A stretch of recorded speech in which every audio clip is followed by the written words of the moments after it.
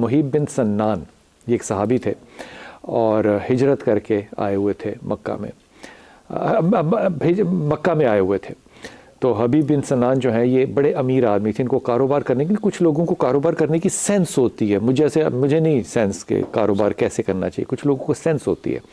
ये मक्के में कॉर्पोरेट वर्ल्ड के बहुत बड़े उस्तादज़ा में से सहेब बिन सन्नान जो थे वो बन के, बागात थे इनके पास और बहुत कारोबार करते थे ये। तो जब हिजरत का हुक्म हुआ तो सारों को, वो हुक्म था, हिजरत हुक्म था कि अब वो चलना है, तो इन्होंने अपना काम वाम जो है वो कारोबार जो है उसको समेटना शुरू कर दिया, बेचना शुरू कर दिया। तो अबू जहल को पता चला कि हज़रत सन्नान जो हैं ये इस तरह से कर रहे हैं, तो उनके पास आए। अब देखिए कि आज की दुनिया और 1475 साल पुरानी दुनिया बराबर ही है, एक कतरे का फ़र्क नहीं पड़ा। अच्छी बात की आपने, वाह। अबू जहल कहता है हज़रत सुहैब बिन सन्नान को, उन्होंने कहा कि तू ना फिक्र कर, तू यहाँ कारोबार कर, तू ना छोड़ के जा, तुझे हम कुछ नहीं कहेंगे क्योंकि तू अमीर आदमी है। ये पता है क्यों कह रहे थे वो इसलिए कह रहे थे क्योंकि ये इन्वेस्टर थे। इन्वेस्टर को कोई अपने मुल्क से नहीं निकालता, चाहे उसके फूड से पॉइजन ही होता हो। उन्होंने कहा तू इधर ही रह, तो नहीं कोई बात नहीं है, तू इधर ही रह। बड़ा बड़ा अबू जहल ने उसको मुसैब बिन सन्नान को कन्विंस किया। उन्होंने कहा नहीं भाई, मैंने तो मदीने हिजरत करनी है। अब दूसरा वार क्या हुआ, उन्होंने कहा कि अगर हिजरत करोगे तो ये सारा माल जो है हम तुम्हें बेचने नहीं देंगे, हम तुम्हारी सारी जो कारोबार है इसको अपना इंटरप्राइज बना लेंगे, हम ले लेंगे। तो उन्होंने कहा ठीक है, आप ये सोच सकते हैं। उन्होंने कहा ठीक है, तुम नहीं लेके जाना, मुझे ऊँट लदे हुए थे उनके। उन्होंने कहा ये ऊँट भी नहीं जा रहे, देखो। उन्होंने कहा ना जान दो। उन्होंने कहा देखो बात सुनो, अभी थोड़ा सा इंतज़ार कर लो, उसके बाद फिर तुम कारोबार को शिफ्ट कर लेना। उन्होंने कहा जी मैं कारोबार करना ही नहीं, मैं कारोबार करना ही नहीं। अब ये जो वैल्यूज़ हैं ना, ये सहाबा के पास हैं कि वो अपने माल को किस तरह नबी के एक हुक्म पे कुर्बान करते हैं। हमारे 2.5% देना पड़ेगा ना रमज़ान में, वैसे तो कभी भी आप दे सकते हैं, जानने जो है ना वो हलक में आ जाएंगी। आप अपने माल को तकसीम करने अगर अल्लाह के रसूल के हुक्म पे, मोहब्बत में या उसकी उम्मत पे, तो आप जब तक तस्वीरें ना लगाएं आपको चैन नहीं आता कि लोगों की इज़्ज़तें जो हैं वो तज़लील ना करें, आपको चैन नहीं आता।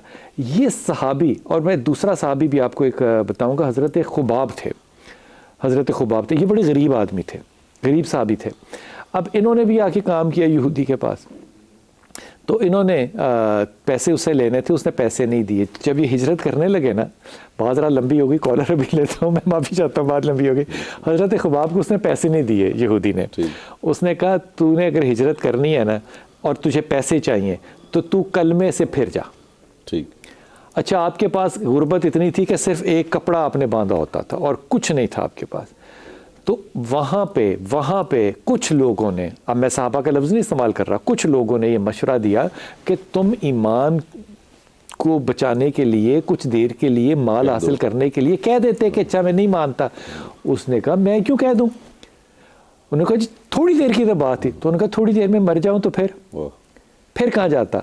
उन्होंने जाके यहूदी से कहा कि, उन्होंने कहा भाई साहब बहुत अच्छी बात है, भाई साहब तो खुद कह रहा हूँ। उन्होंने कहा जी मैं तुमसे पैसे अपने मांगता ही नहीं हूँ, जा मैंने तुझे दिए सारे।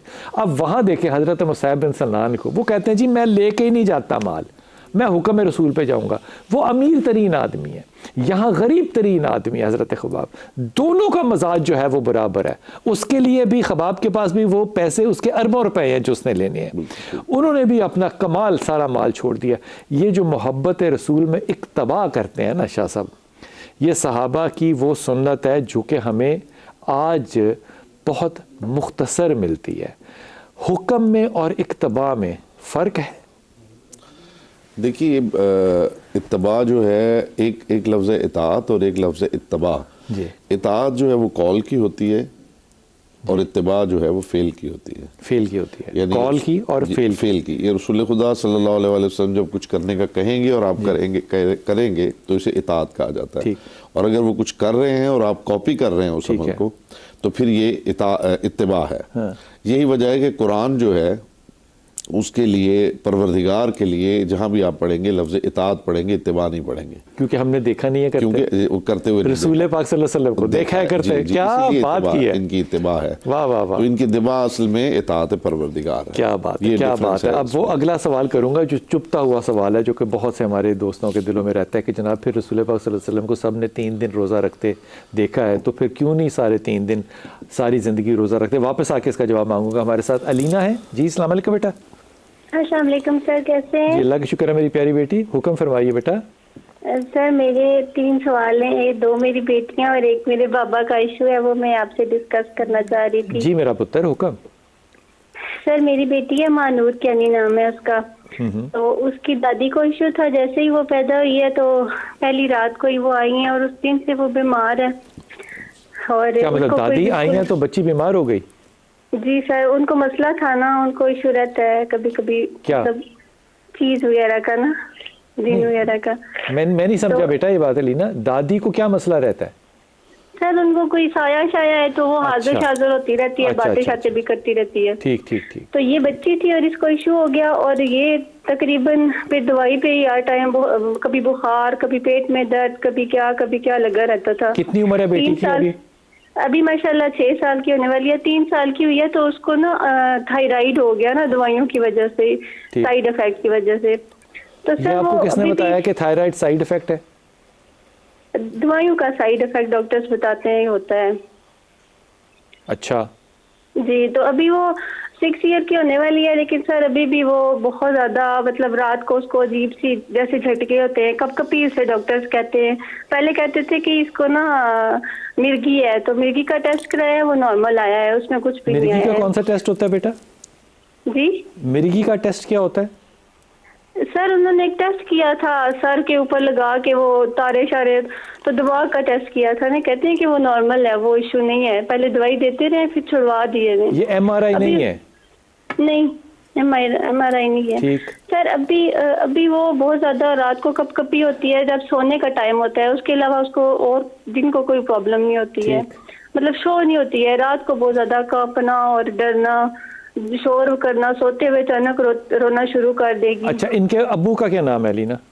गालिब नाम है, मोहम्मद गालिब। गालिब क्या काम करते हैं? सर इलेक्ट्रिशियन का काम करते हैं, इलेक्ट्रॉनिक। अच्छा अलीना, आपके और बच्चे भी हैं? जी सर, मेरी उससे छोटी बेटी है, मरियम नूर नाम है उसका। मरियम ख्वाबें बहुत देखती है, ख्वाबों में रोना चीखना शुरू कर देती है। इसका कोई इशू नहीं, अल्हम्दुलिल्लाह ये बिल्कुल ठीक है। अच्छा अलीना, आप मुझे बताओ कि 0 to 10 की स्केल पे आप अपनी जनरल लाइफ में, मैरिटल लाइफ में, अदरवाइज कितने हैप्पी हो? सर कोई नहीं, 20% ही कर, 80% तो नहीं हूँ, क्योंकि बस वो बहुत सारे इश्यूज हो गए थे। जब मेरी शादी हुई, बाबा गाँव में ले गए, गाँव में ही मेरी शादी की उन्होंने ना अपने कजन के साथ ही, तो वहाँ पे कुछ प्रॉब्लम्स क्रिएट हो गई, इशू बन गए वहाँ पे बाबा के साथ। फिर कुछ गलत हुआ, उन लोगों ने इल्जाम लगा दिया मर्डर का, तो बाबा फिर वहाँ से आ गए, तो हम लोग भी वहाँ से आ गए। मेरे हस्बैंड अभी गाँव में होते हैं और मैं भी बाबा के पास ही होती हूँ, ये शहर में रहते हैं। तो आप नहीं, अपने गालिब के पास आप नहीं रहना चाहती है अभी? जी, आप गालिब के पास नहीं है? गालिब के पास नहीं हूँ, मैं अपने बाबा के पास रहती हूँ। कभी कभार जाना आना होता है, बच्चे जब बहुत ज्यादा करते हैं, बच्चियाँ बहुत ज्यादा उनके साथ करती हैं। तालीम है अलीना? जी सर। आपकी तालीम कितनी है बेटा? सर मेरी ग्रेजुएशन है, मैंने BA किया हुआ है, सिंपल।